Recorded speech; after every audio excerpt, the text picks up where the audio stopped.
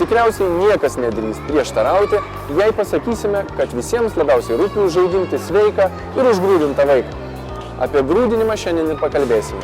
Kelkimės į baseiną, kuriame mūsų mažieji ne tik susipažįsta su vandenuku bei gauna pirmas plaukimo pamokas, bet ir stiprina imuninę, nervų sistemas, motoriką.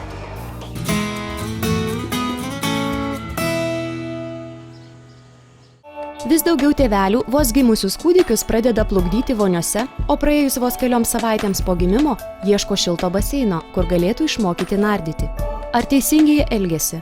Ar gali ką tik gimęs kūdikis plaukti ir nerti po vandeniu? Taip, turi tiesiog įgimtus refleksus plaukimo. Iki 3 mėnesių reikėtų ir pradėti eiti į baseiniuką. Pas mus tai nuo 3 mėnesių priimam. Kuo anksčiau, tuo vaikas lengviau galės pradėti išmokti nardyti. Dabar mano vaikai jau dideli, bet kiekvieną iš jų, kai buvo kūdikėliai, nuo 2 mėnesio nardžiau mažylių baseine. Buvo labai įdomu pasižiūrėti, kaip jie ten po vandeniu gali išbūti ir tikrai pasisekė ir čia tos vadovės pamokė. Ir nardėm, ir atsimerkė žiūrėjo, tai buvo tokia pramoga. Bet o mamai auginti vaikelį pirmus mėnesius yra gana nuobodu. Tai čia buvo mums tokios išvykos labai malonės ir gerai leidom laiką. Prieš pradedant lankyti baseiną, specialistai patarė ne tik pasitarti su šeimos gydytoju dėl vaiko sveikatos, bet ir įvertinti savąją. Tėveliai taip pat turėtų pasižiūrėti ir savo situaciją. Ar neturi kokių odos ligų, nes jų daugiausiai jų baseine būna kartu su kūdikiu. Tai lygos įvairios gali persiduoti ir per vandenį. Dažniausiai pažymėjimai baseiną atsineša vaikutis, o tėveliai lieka kaip palydovai. Tai tėveliam būtų tikrai labai vertinga atkreipti dėmesį ir į savo sveikatą. Tam, kad kūdikis vandenyje plaukiotų, būtų aktyvus, turi būti atitinkama vandens temperatūra – nuo 30 iki 33 laipsnių šilumos. Prie aukštesnės temperatūros kūdikis bus pasyvus ir tiesiog plūduruos. Po šilto baseino mažylį reiktų kuo greičiau apgaubti sausu rankšluosčiu ar chalatu. Baseine vaikutis pripranta prie esančios baseino vandens temperatūros, kuri skiriasi nuo išorės temperatūros.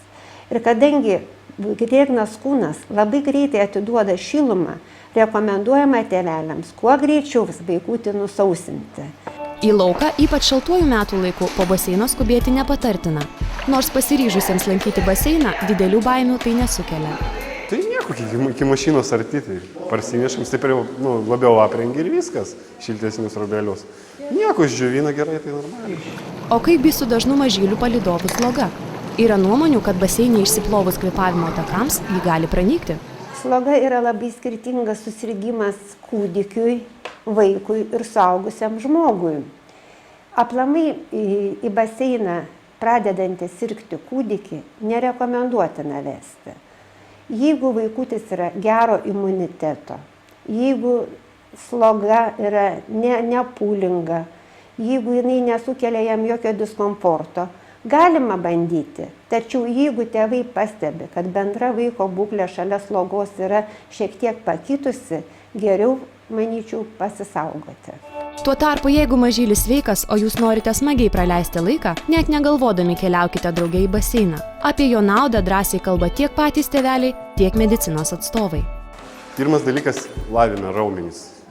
Visus judesius vaikučiui tai yra labai super. Tiesiog išsikrauna ir po to miega, jisai visas maistas gerai. Viskas idealiai būna. Pramoga didžiausia.